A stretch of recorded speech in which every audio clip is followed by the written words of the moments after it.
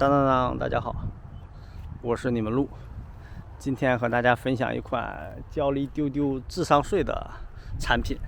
大家都知道，现在天气越来越好了，而且户外的风景变得越来越漂亮，可以说是柳绿花红，草长莺飞啊。当然，黄花也可以啊，大家忽略这细节。随之而来的就是越来越高的这个温度，对吧？也就是说，其实这个时候露营，我们除了克服蚊虫的问题以外，还有一大的难题就是温度的问题。像我们这边中午的温度已经到了37、38度了，所以说对很多人来讲，其实这个温度还是蛮难熬的。当然，这个季节也是户外风景最美的季节之一，所以说我们就不得不考虑一个就是如何在户外降温的问题。然后方案有很多啊，其中一个方案就是这个东西，就是这个移动空调。这个我们首先要给它一个定义啊，严格意义上讲不是一款户外产品，它是一款移动空调，就是更适合在室内使用的。然后它的好处是体积足够小，因为我大概看了一下，和我的就是冬天使用的煤油炉的体积差不多，所以这样我一换算的话，夏天带它，冬天带煤油炉，对我来说至少在携带上不会增加太多的成本。这个品牌其实有2款空调，另外一款空调它是定位更加清晰，就是户外空调。然后呢，我们为什么选这款而不选那款呢？除了便宜以外，其实还有一些很有意思的原因，一会儿会详细的和大家说。这是一款使用压缩机制冷的空调，不是需要那种加冰晶啊或者加水的那种冷气啊，这是真的有压缩机的一款空调。然后它最大功率是300瓦，如果说我们想用的话，我们至少需要一款额定功率超过300瓦的户外电源才行。最大出风量是120立方米每小时，整个重量是14公斤左右吧，就是大概不到30斤，28斤吧。制冷量是410瓦。一般我们家用空调有一个大家比较熟悉的单位，叫1P 啊、2P 啊、1.5P 啊、3P 啊这样。为什么说这个东西是用瓦呢？这个东西用 P 计算的话，我估计没人会买。为什么这么说呢？我们先说一下这个关于制冷量的这个东西啊。制冷量是指空调在进行制冷的时候，单位时间内从密闭的空间或者房间带走热量的总和。我们不能说带走，我们应该说去除热量的总和。我们常说的是1P 2P嘛，其实指的也是这个东西。1P 呢大概约等于2320瓦。这个东西它的制冷量是410瓦。如果说换算成 P 的话，就是0.18P。家用空调最小的移动空调也是小1P的，对吧？这个东西不足家用空调的1/5。如果说用 P 计算的话，我估计可能很多人都会犹豫，对不对？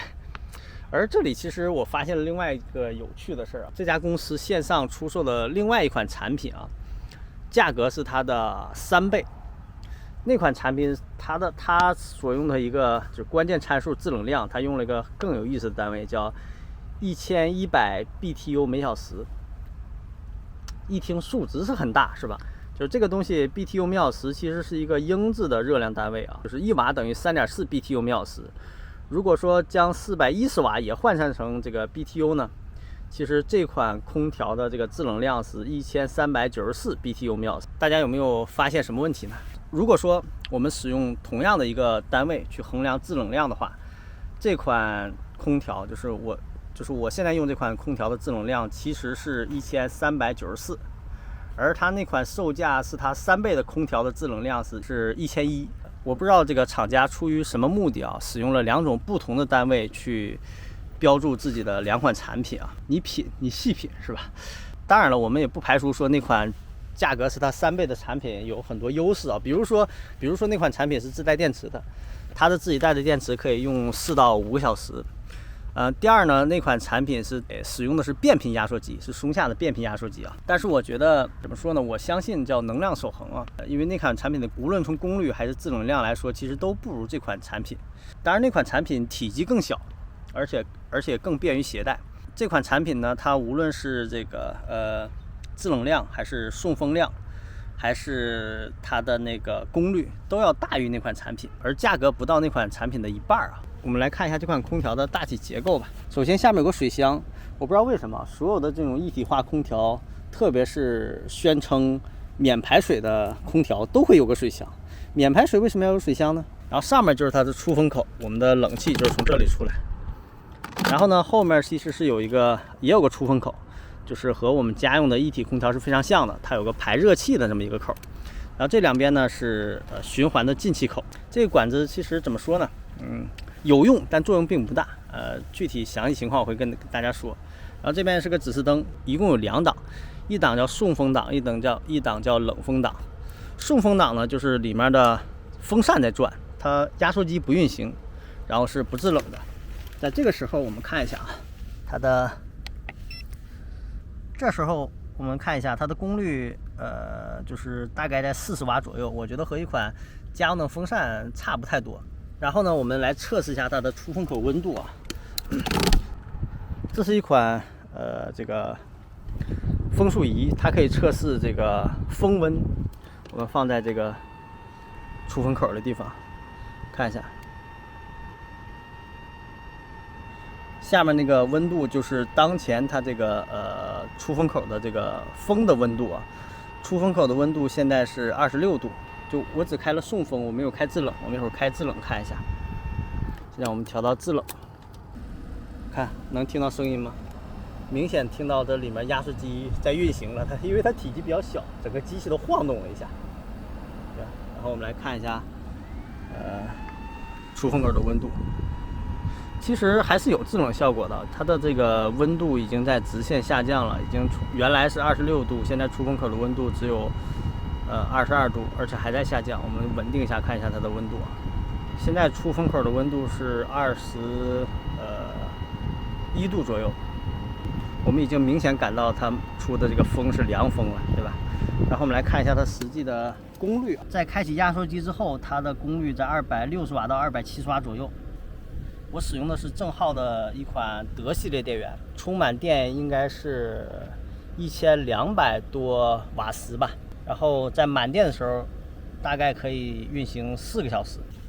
我们来看一下室温吧，室温现在是31度。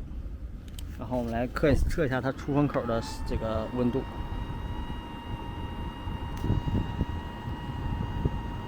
它出风口的温度现在是20.4度。在开启制冷之前，它的出风口的温度是26度。为什么说我们交了一点点智商税呢？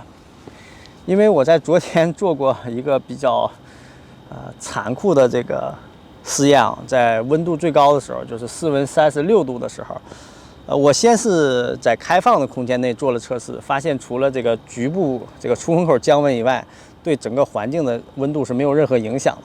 然后呢，我将一个10几平米的帐篷，就现在这个帐篷，大概3.7米乘3.7米的维达利多的一款客厅帐，4个门全部拉上，然后将它留在里面，然后将它的这个热交换的管放在外面。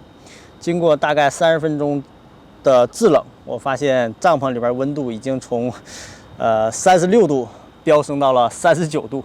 也就是说，它对这样一个占地10几平米、高度为2.2米的这么一个大的客厅帐来说，这个效果几乎可以忽略不计啊。其实厂家已经明确的在商品描述中，其实描述的非常清晰啊。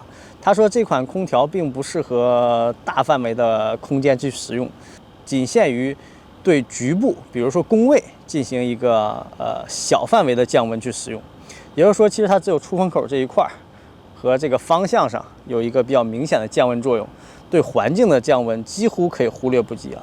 然后我们再说一下这根热交换管为什么说可有可无，这里面是出热气的，但是我觉得它排这点热气对整个的环境温度来说的话，其实不会有什么太大的影响。它的另外一款产品，这个牌子的另外一款产品就是更精准的定位为户外空调，就那款蓝色的，价格大概是它的2倍多。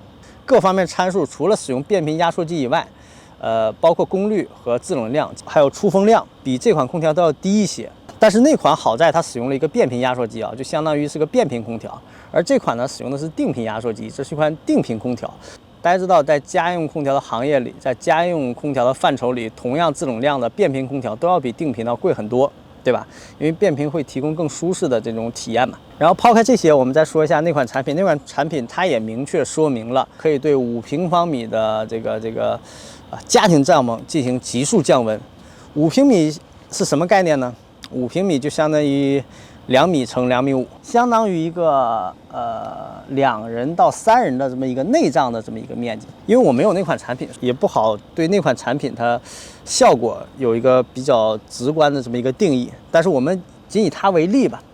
首先，我非常负责任跟大家说，这款东西，如果这个东西在户外使用的话，特别是你环境温度比较高的情况下，它叫什么呢？就了胜于无吧。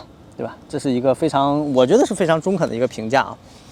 再者就是从体积上来讲，我为什么选择它呢？是因为和我的冬天使用的这个煤油炉的体积差不多。我觉得在整个装载上没有增加我任何的负担，我只不过把煤油炉换成了它，对吧？这么一说，其实也挺合理的。然后至于说这种局部降温呢，其实仅仅对出风口这个方向的一个人来讲，我觉得是有价值的。因为它也没有说导风设计，也就是说它只能定向的吹。我也尝试过在它前面加一个小的一个摇头的风扇啊，也有效果吧，但效果仍旧不是很明显。综上所述，我觉得还是我的那个观点啊，就是在基础物理学没有巨大的这个革命性的进展的前提下，功率几乎就可以说明一切啊。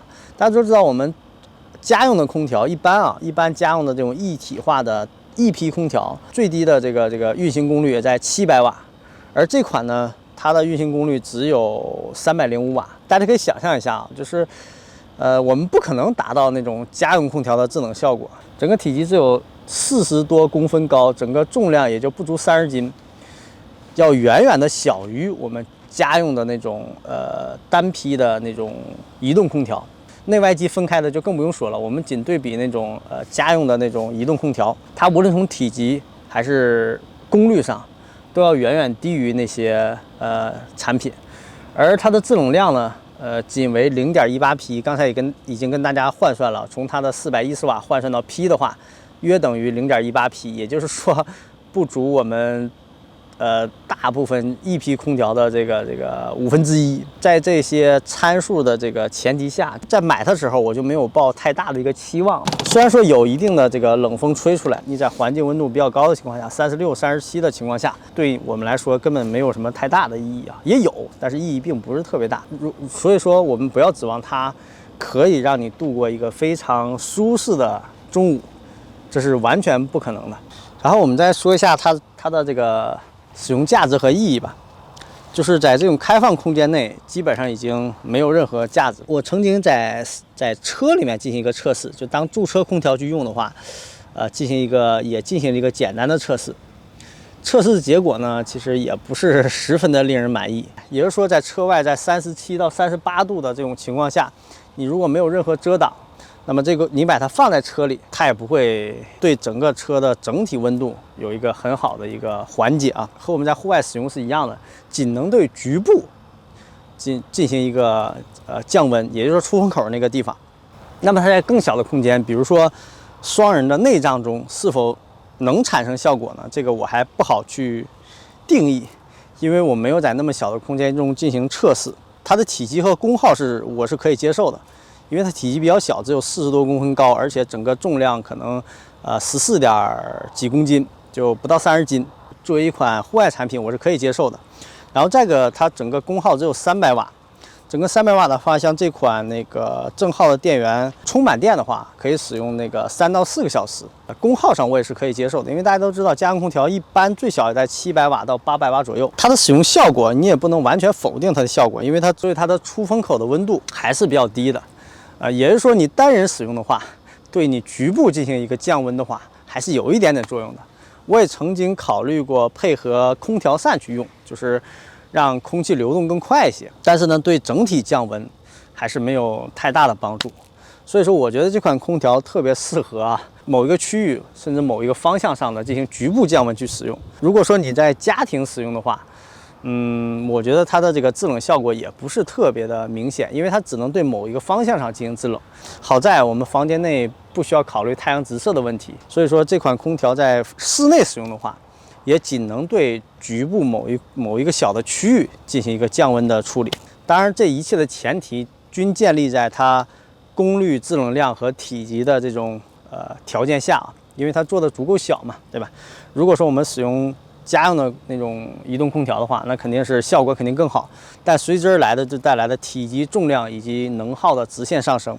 所以说，我们还是那个观点，在基础物理学没有革命性进展的同时，大家不要期望像这种能耗级产品会有什么质的飞跃啊。就它300瓦，那就是300瓦的功能，你不要期望一个300瓦的电器能达到一个1000瓦的效果。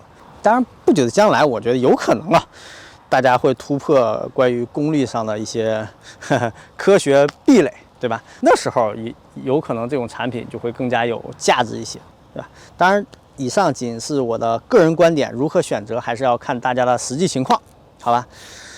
这就是我们今天的视频内容。如果喜欢我们视频的小伙伴，希望大家积极的点赞关注。如果你对哪些话题感兴趣，一定留言给我哦，说不定下期就是你们想要的。我是你们的鹿，耶。